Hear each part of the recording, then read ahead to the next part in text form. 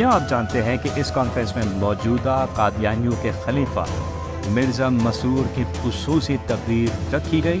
کیا پاکستان میں کچھ ایسے اہل علم اور صاحبان افتاء موجود ہیں جو ایسی قادیانیت نواز کانفرنس میں شرکت کا شرعی حکم بتا سکیں؟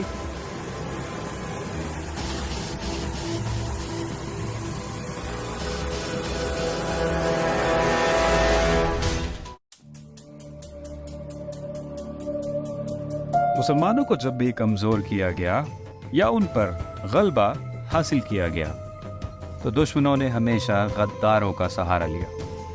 ہماری تاریخ ایسے سنگین حادثات و واقعات سے بھری پڑی ہے۔ تاریخ کے سیاہ باب میں ایسے کئی چہرے اپنے گھناؤنا کردار ادا کرتے نظر آتے ہیں، جنہوں نے مسلمانوں کے درمیان رہ کر اسلام اور مسلمانوں کو نقصان پہنچایا۔ بدقسمتی سے آج بھی اس طرح کے کردار پائے جاتے ہیں۔ یہ بات ہے 5 اپریل 2024 کی، جب امریکن ایمبیسی نے فیس بک پر ایک پوسٹ ڈالی جس میں لکھا تھا کہ امریکی ناظم الامور اینڈریو شوفرڈ نے عیدگاہ شریف دربار راولپنڈی میں دعوت افطار میں شرکت کی۔ افطار کی میزبانی شیخ حافظ محمد نقیب الرحمان اور ان کے صاحبزادہ محمد حسان حسیب رحمان نے کی، جس کا بیانیہ کچھ اس انداز میں نشر کیا گیا کہ امریکہ پاکستانی حکومت کے ساتھ مل کر بین المذاہب ہم آہنگی، مذہبی شمولیت، بردباری، احترام اور مکالمے کی اقدار کے فروغ کے لیے کام کرتا رہے گا۔ اس پوسٹ میں جو تصاویر شیئر کی گئی ہیں وہ چونکا دینے والی ہیں۔ مریدین اور طلباء نے امریکی پرچم اٹھائے ہوئے ایک طرف غزہ کے فلسطینی مسلمانوں پر مظالم کے ناقابل بیان صورتحال اور دوسری جانب امریکہ کا اقوام متحدہ میں جنگ بندی پر 3 بار ویٹو کئی ایک سوالات کو جنم دے رہا ہے۔ کیا آپ جانتے ہیں کہ امریکی ناظم الامور کے میزبانی کے فرائض انجام دینے والے پیر نقیب الرحمان اور پیر حسیب الرحمان کون ہیں؟ کیا محض کسی درگاہ کے اختلافی سجادہ نشینی میں اتنی کشش ہے کہ ہر فرقے کا بڑے سے بڑا عالم، پیر، رہنما ان کے آگے حاضر خدمت ہے؟ کوئی ہاتھ چوم رہا ہے تو کوئی انہیں سینے سے لگا رہا ہے، کوئی ہاتھ باندھے کھڑا ہے تو کوئی دست طلب لیے حاضر ہے۔ ایسی عقیدت تو کسی بڑی سے بڑی ہستی کے لیے نہیں دیکھی گئی۔ یہ میٹرک پاس لڑکا جس کے پاس کسی دینی ادارے سے باقاعدہ تعلیم نہیں، سب کا منظور نظر اور مشکل کشا کیوں کہ اور بن گیا؟ اس طرح غیر ملکی سفراء سمیت ہر پارٹی کا بڑے سے بڑا سیاستدان اور اداروں سے وابستہ اہم شخصیات سب اس کی ہمنشی کیسے ہو گئے؟ گویا جادوئی شخصیت کا یہ مالک، یہ نوجوان ایسی کون سی گیدڑ سنگھی کا حامل ہے جو شاید کسی مفتی یا تنظیم کے سربراہ کو بھی حاصل نہیں، جب ہی سب اس سے مشکل کشائی کے لیے وابستہ ہوتے جا رہے ہیں۔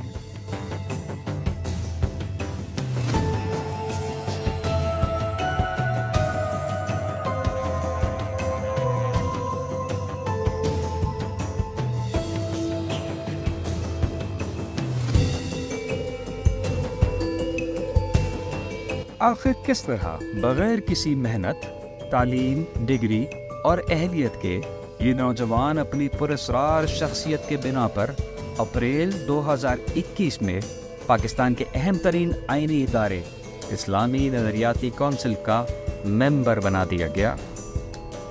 یہ کیسے ہو گیا؟ یہ راز بھی آج تک راز ہے، کیونکہ یہ راز ابھی پردہ اخفا میں ہے۔ رمضان المبارک 5 اپریل 2024 ایک طرف فلسطینی مسلمانوں کے خون سے ہولی کھیلی جا رہی ہے اور امریکی صدارتی محل مسلمانوں کے لیے افطار پارٹی کا اہتمام کرتا ہے، جس کا وہاں کے غیور مسلمانوں نے بائیکاٹ کیا، اور دوسری طرف عین انہی لمحات میں پاکستان کے دارالحکومت کے پہلو میں واقع عیدگاہ شریف کے سجادگان اپنے ماتحت مریدین اور ان کے معصوم بچوں سمیت امریکی سفیر کا پرتپاک، والہانہ اور عقیدت سے بھرپور استقبال کرتے ہیں۔ طرفہ تماشا تو یہ ہے کہ مسلمان بچے امریکی جھنڈے کی غلامی، احساس کمتری و محرومی کی تصویر بنے پھول برساتے رہے، اور دوسری جانب غزہ کے بچوں اور بڑوں سب کا امریکی عشیر آباد سے قتل عام جاری تھا۔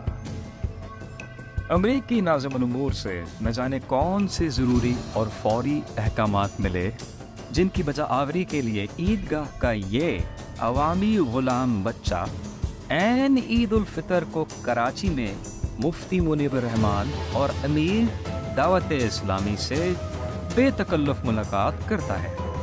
ان ملاقاتوں کی جو تصاویر اور ویڈیوز منظر عام پر لائی گئی وہ بجائے خود حیران کن ہیں۔ 9 اپریل 2024 کو عیدگاہ کے اسی منظور نظر 2 نمبر پیر حسان حسیب الرحمان کے پیج پر 2 پوسٹ کی جاتی ہے۔ پہلی پوسٹ میں تصاویر کے ساتھ لکھا جاتا ہے: آج کراچی میں شیخ محمد حسان حسیب الرحمان صاحب کی مفتی اعظم پاکستان حضرت علامہ مفتی منیب الرحمان صاحب سے ملاقات اور اہم امور پر تبادلہ خیال۔ دوسری پوسٹ دعوت اسلامی کی جاری کردہ ویڈیو کلپ تھی، جس کا عنوان تھا: آج فیضان مدینہ کراچی میں شیخ حسان حسیب الرحمان کی امیر اہل سنت حضرت مولانا الیاس قادری صاحب سے محبت بھری ملاقات۔ پھر نہ جانے وہ کون سی فوری ضرورت یا حکم نامہ موصول ہوا کہ 15 اپریل کو ایک اور ویڈیو جاری کی گئی، جس میں مفتی منیب صاحب کی آواز اور پچھلے کئی سالوں میں علماء و مشائخ اہل سنت سے ملاقات کی تصویر لگائی گئیں۔ اس کی پرواہ نہ کریں کہ کون خوش ہے اور کون ناخوش ہے۔ صاحبزادہ حسان حسیب الرحمان ود آل کلیئرٹی اب مسلک کے دین حق اسلام اور مسلک حق اہل سنہ والجماع کے مبلغ بھی ہیں، مدافع بھی ہیں اور اس پر قائم بھی ہیں، اور انشاءاللہ تعالی ہم ان کے ساتھ ہیں، ان کے ساتھ رہیں گے، اور انشاءاللہ یہ آپ کا مشن ساری دنیا میں پھیلے گا، کیونکہ مشک آنست کہ خود ببوید نہ کہ اتار بگوید۔ آپ کوئی بھونکو بالنے کی ضرورت نہیں ہے، خوشبو خود پھیلتی ہے، خود پھیلے گی، اور دنیا میں یہ حق کا پیغام، ہدایت کا پیغام، راستی کا پیغام، عقیدے کے تسلب اور عمل کی راستی کا پیغام انشاءاللہ تعالی پہنچتا رہے گا۔ آپ اسی جادہ مستقیم پر قائم رہیں، انشاءاللہ یہ سب علماء آپ کے ساتھ رہیں گے۔ اللہ تبارک و تعالی پیر صاحب کا سایہ صحت و سلامتی کے ساتھ تا دیر قائم و دائم فرمائے۔ اس سے یہ واضح طور پر تاثر ملتا ہے کہ اب یہ صاحبزادہ مسلک اہل سنت کا سرپرست و امیر بنایا جا چکا ہے، اور تمام علماء و مشائخ اس کے خوشاچی اور درباری ہیں۔ کیا یہ سب کچھ دیکھنے میں جتنا سادہ معلوم ہوتا ہے اتنا ہی سادہ ہے، یا پھر اس کے پیچھے عقیدہ ختم نبوت اور 295 کو ختم کرنے کے حوالے سے انتہائی ناپاک سازش کار فرما ہیں؟ آئیے اب آپ کو بتاتے ہیں کہ امریکن ایمبیسی کی پوسٹ میں موجود اصطلاحات بین المذاہب، ہم آہنگی، مذہبی شمولیت، رواداری، احترام اور مکالمات کسے کہتے ہیں، جس کی فروغ کے لیے اس امریکی غلام زادے اور اس کے والد کو مامور کیا گیا۔ اب ہم ان اصطلاحات کی طرف آتے ہیں جو اقوام متحدہ کے ہیومن رائٹس کے آرٹیکل 18 سے ماخوذ ہیں۔ آزادی مذہب اور عقیدے کے فروغ کے لیے امریکہ میں 2020 میں ایک عالمی تنظیم بنائی گئی کہ مقاصد اس سلائیڈ میں ہیں۔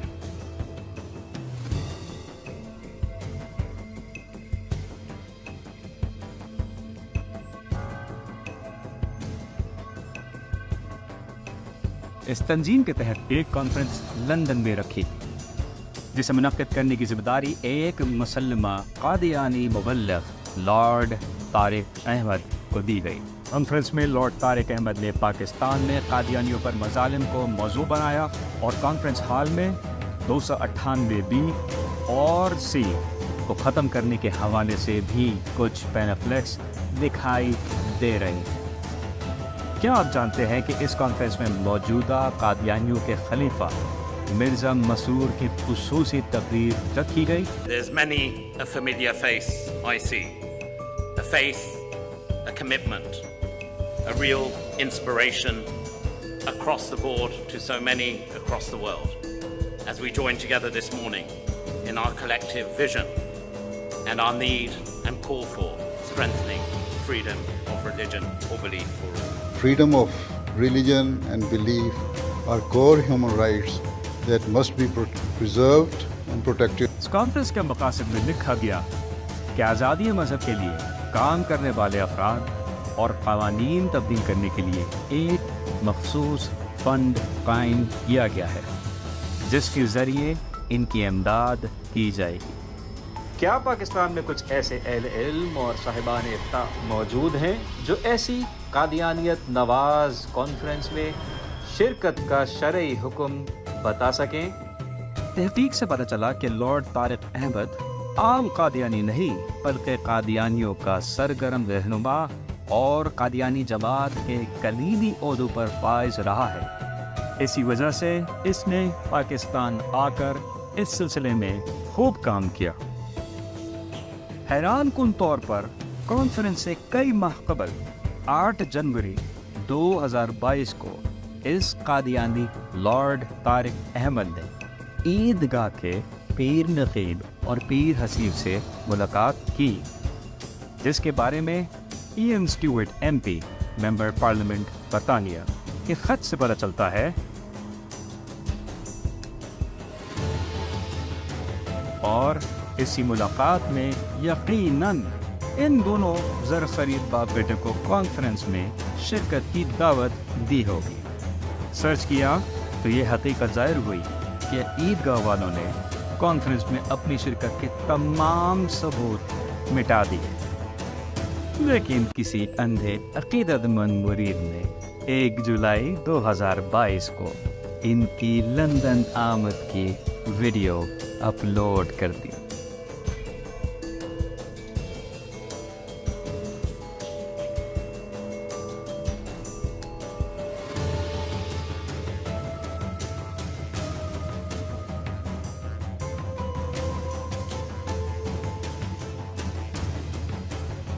पीर नकीब और पीर हसीब के कॉन्फ्रेंस में शिरकत के सबसे अहम और नाकाबिल तरदीद सबूत तब सामने आए जब कॉन्फ्रेंस में इनकी शिरकत के हवाले से बरतानवी मेंबर पार्लियामेंट लॉर्ड सिंह ने सवाल किया कि इन दोनों बाप बेटे को कॉन्फ्रेंस में क्यों बुलाया गया और इससे क्या फ़ायदा हासिल हुआ। जवाबन लॉर्ड तारिक ने हसन नसीबुर रहमान और उसके वालिद नकीबुर रहमान की इस कॉन्फ्रेंस में शिरकत की ना सिर्फ तस्दीक की बल्कि ये भी बताया कि वो हमसे मुत्तफ़िक हैं और हमारे मकासद के हुसूल के लिए हमारे साथ हमारे काम में शरीक है। ये सवाल जवाब UK के पार्लियामेंट की वेब पर मौजूद हैं। क्या यह अख़ज़ करना दुरुस्त नहीं कि इन दोनों बाप बेटे के पीछे यही ताकतें कार फरमा हैं? क्या हमारा ये सवाल नहीं बनता कि शेख पीर नकीब और उसके लौंडे की ये सरगर्मियाँ इस्लाम और पाकिस्तान के आईन से मुताबिकत रखती हैं? क्या मिर्ज़ा खलीफा मसूर कादियानी का बराह रास्त खिताब सुनने वाला और उसकी हिमायत करने वाली मजलिस का हिस्सा बनने वाला मुसलमान रह सकता है? अब आपको ये ज़रूर समझ आया कि इस मैट्रिक पास नौजवान की गैर मामूली पजीराई, दसबोसी और कासा लेसी क्यों कर जारी है। अब इन दीनी रहनुमाओं और उनसे वाबस्ता उलमा व मशाइख से इनकी पोजीशन के बारे नहीं पूछा जाना चाहिए कि वो दानिस्ता तौर पर इस्तेमाल हो रहे हैं या फिर इन मक्कार और 2 नंबर पीरों के चंगल में फंस गए। ان سب معاملات پر حضرات کا پوزیشن واضح کرنا فرض ہے۔ کیا وجہ ہے کہ اس لونڈے پیر سے وابستہ کسی بھی عالم، مفتی یا پیر یا تنظیم نے موجودہ اہم ترین اور تاریخ ساز مبارک ثانی کیس کو درفر اعتنا نہیں سمجھا، اور نہ ہی ان کا کوئی ویڈیو یا آڈیو پیغام اس حوالے سے اسلامیان پاکستان کی سماعت سے گزرا۔ یہ بات بھی درد دل رکھنے والے اور حامیان ختم نبوت کے دلوں کو چھلنی اور لہو لہان کر رہی ہے کہ آخر ایسی کیا آفت آن پڑی کہ این ریویو پٹیشن والے دنوں میں، یعنی 29 مئی 2024 والے ہفتے، یہ زر خرید بچہ سپریم کورٹ کا قرب چھوڑ کر سینکڑوں میل دور اصلاح امت کا درد لیے ہفتہ کراچی مناتا رہا، اور اس سے وابستہ اکثر حضرات اسی سے متصل رہے اور 29 مئی کو مبارک ثانی کیس میں پیش ہونے سے معذور رہے۔ ابھی مزید اور بہت سے سوالات جواب طلب ہیں، لہٰذا جاگتے رہیے اور جگاتے رہیے۔